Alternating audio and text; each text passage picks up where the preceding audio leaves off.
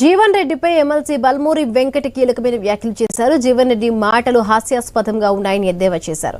కాంగ్రెస్ పెట్టిన భిక్షతోనే జీవన్ రెడ్డి ఈ స్థాయికి వచ్చారని మండిపడ్డారు. కాంగ్రెస్ పార్టీ ప్రభుత్వంపై ఇష్టం వచ్చినట్టు మాట్లాడుతున్నారని ఆగ్రహం వ్యక్తం చేశారు.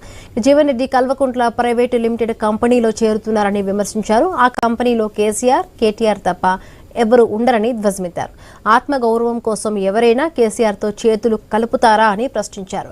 బీఆర్ఎస్ చేరిన వెంటనే జీవన్ రెడ్డి రాజకీయ చరిత్ర భూస్థాపితం అవుతుందన్నారు. మాట్లాడే మాటలు చాలా హాస్యాస్పదంగా ఉన్నాయి. కాంగ్రెస్ పార్టీలో ఉండి 14 సార్లు కాంగ్రెస్ పార్టీ బీఫామ్ ఇచ్చి ఈ రోజు ఈ స్థాయిలో జీవన్ రెడ్డి గారు ఉన్నారంటే అది కాంగ్రెస్ పార్టీ పెట్టిన భిక్ష అని మర్చిపోయి ఈ రోజు గౌరవ ముఖ్యమంత్రి గారి గురించి, అదేవిధంగా పార్టీ గురించి, ప్రభుత్వం గురించి నోటికి వచ్చినట్టు మాట్లాడుతున్నాం.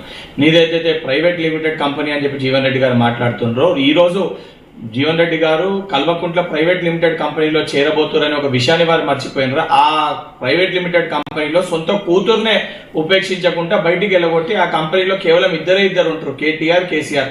అసలు ఒక కంపెనీలో మీరు చేరుతూ ఈ రోజు మీరు మాట్లాడుతున్న మాటలు మేడిగడ్డ రిపేర్ చేయకపోతే రేవంత్ రెడ్డి గారిని రైతులు ఉపేక్షించారని చెప్పి మాట్లాడుతారు. కాళేశ్వరము, కూలేశ్వరం చేసిన కల్వకుంట్ల చంద్రశేఖరరావు గారి సోపతి బట్టి ఆయన పార్టీలో చేరి మేడిగడ్డ బ్రిడ్జి రిపేర్ చేయడంలోని రైతులు క్షమించారని చెప్పి మీరు మాట్లాడుతారు. అంటే ఏ స్టేజ్కి జీవన్ రెడ్డి గారు ఈ రోజు దిగజారిపోయారో చాలా స్పష్టంగా అర్థమవుతుంది.